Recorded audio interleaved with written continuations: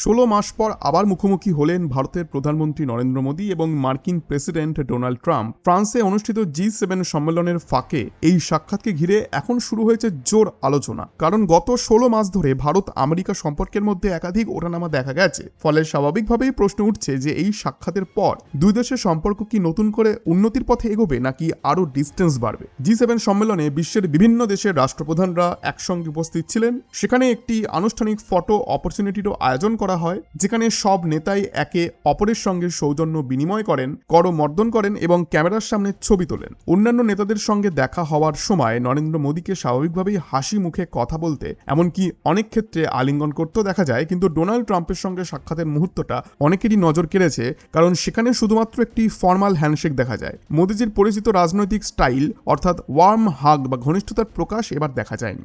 Body ল্যাঙ্গুয়েজের দিক থেকেও এই মুহূর্তকে অনেকেই তাৎপর্যপূর্ণ বলে মনে করছেন। বাইরে থেকে একটি হাসি থাকলেও সেই উষ্ণতা চোখে পড়েনি, বরং পুরো ঘটনাটি ছিল খুব লিমিটেড। এর পেছনে কারণ হিসেবে ভারত আমেরিকা সম্পর্কের সাম্প্রতিক কিছু ঘটনাকে সামনে আনা হচ্ছে। বিশেষ করে ভারতের দৃষ্টিকোণ থেকে ওয়াশিংটনের একাধিক পদক্ষেপ নিয়ে অসন্তোষের কথা আলোচনায় উঠে আসছে। একদিকে ডোনাল্ড ট্রাম্প বহুবার মাই ফ্রেন্ড মোদি বলে ভারতের প্রধানমন্ত্রীকে সম্বোধন করেন, কিন্তু অন্যদিকে বাস্তবে নেওয়া কিছু সিদ্ধান্তকে একদমই আমি বন্ধুত্বপূর্ণ বলে মনে করি না। রাশিয়া থেকে তেল কেনার প্রশ্নে ভারতের ওপর অতিরিক্ত 25% ট্যারিফ আরোপের হুমকি, বাণিজ্যিক প্রেসার ক্রিয়েট করা এবং বিভিন্ন কূটনৈতিক পদক্ষেপকে অনেকেই দুই দেশের সম্পর্কের মধ্যে অস্বস্তির কারণ হিসেবে দেখেছেন। শুধু তাই নয়, স্ট্রেট অফ হরমুজ ঘিরেও যে আমেরিকার নীতি তৈরি হয়েছে সেটি অ্যাকচুয়ালি ভারতের স্বার্থ বিরোধী। ওই পরিস্থিতির প্রভাব ভারতের ওপর পড়লেও চীনের সরবরাহ ব্যবস্থা বিকল্প পথে চালু ছিল, ফলে আমেরিকান পদক্ষেপের সবথেকে বেশি চাপ ভারতকেই বহন করতে হয়েছে। এই সমস্ত ঘটনার প্রেক্ষাপটে একটি ধারণা তৈরি হয়েছে যে গত কয়েক বছরে ওয়াশিংটনের একাধিক পদক্ষেপ ভারতের প্রতি প্রকৃত বন্ধুত্বের বার্তা দেয়নি।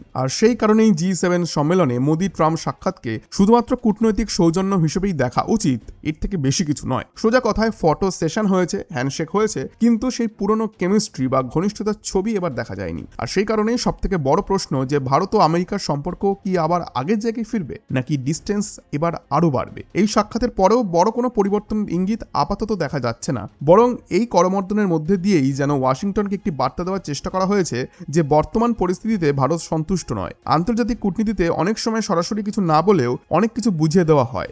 Body language, protocol, meeting format কিংবা পাবলিক অ্যাপিয়ারেন্স সবকিছুই সেখানে একটি বার্তা বহন করে। আর সেই কারণেই মোদি ট্রাম্প সাক্ষাৎকে ঘিরে এত আলোচনা। ভারতের দৃষ্টিকোণ থেকে বার্তাটা স্পষ্ট, দুই দেশের সম্পর্ক উন্নত করতে হলে এখন উদ্যোগ নিতে হবে আমেরিকাকে, কারণ ভারতকে চাপ দিয়ে বা প্রতিপক্ষের মতো ব্যবহার করে কাঙ্ক্ষিত ফল পাওয়া আর সম্ভব নয়। আর দেখুন, আমেরিকা আফগানিস্তানে নিজের লক্ষ্য পূরণ করতে পারেনি, ইরানের সঙ্গেও দীর্ঘদিনের সংঘাত সত্ত্বেও চূড়ান্ত সাফল্য পায়নি। সেক্ষেত্রে ভারতের মতো একটি উদীয়মান শক্তির সঙ্গে সংঘাতমূলক সম্পর্ক গড়ে তোলা ওয়াশিংটনের জন্য খুব একটা লাভজনক হবে না। এখন আপনারা প্রশ্ন তুলতেই পারেন, ভারত আমেরিকা সম্পর্ক খারাপ হলে ভারতেরও কি কোনো ক্ষতি হবে না? এর উত্তরে একটি মত সামনে আনছি যে স্বাধীনতার পর থেকে বহু গুরুত্বপূর্ণ আন্তর্জাতিক ইস্যুতে আমেরিকা ভারতের পাশে কিন্তু দাঁড়ায়নি। কাশ্মীর হোক কিংবা 1971 সালের যুদ্ধ, বিভিন্ন সময় ওয়াশিংটনের অবস্থান পাকিস্তানের প্রতি বেশি সহানুভূতিশীল ছিল। একইভাবে রাষ্ট্রসংঘের নিরাপত্তা পরিষদে ভারতের স্থায়ী সদস্যপদের প্রশ্নেও আমেরিকার অবস্থান নিয়ে দীর্ঘদিন ধরেই বিতর্ক রয়েছে। সেই কারণেই ভারতের উত্থান আমেরিকার সহায়তায় নয়, বরং নিজের শক্তিতেই ভারত করেছে।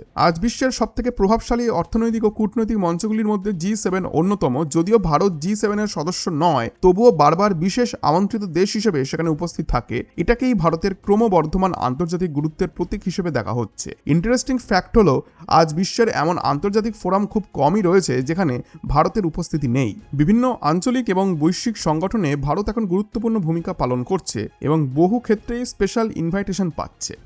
আর দেখুন, রিসেন্টলি আমেরিকার পক্ষ থেকে ভারতের ওপর অতিরিক্ত ট্যারিফ আরোপের কথা বলা হয়েছে। একই সময় পাকিস্তান সম্পর্কেও ওয়াশিংটনের স্ট্যান্স নিয়ে ভারতে অসন্তোষ তৈরি হয়েছে। অপারেশন সিন্দুর চলাকালীন ট্রাম্পের কিছু মন্তব্যও সেই বিতর্ককে আরও উস্কে দেয়। এদিকে ভারতের অভ্যন্তরীণ রাজনীতিতেও এই বিষয় নিয়ে পাল্টাপাল্টি বক্তব্য সামনে আসে। অপোজিশন একাংশ অভিযোগ করেছে যে ভারত সরকার ট্রাম্প প্রশাসনের প্রতি অতিরিক্ত নমনীয় অবস্থান নিচ্ছে। তবে বাস্তব ঘটনা সম্পূর্ণ ভিন্ন ছবি দেখায়, কারণ একাধিকবার যোগাযোগের চেষ্টা করা হলেও মোদির পক্ষ থেকে তাৎক্ষণিক সাড়া কখনোই দেওয়া হয়নি, বরং বিভিন্ন আন্তর্জাতিক সফর, G7 সম্মেলন বা অন্যান্য কূটনৈতিক কর্মসূচিকে অগ্রাধিকার দেওয়া হয়েছে। তে অপোজিশনের এই ক্লেম অনেকটাই ভুল।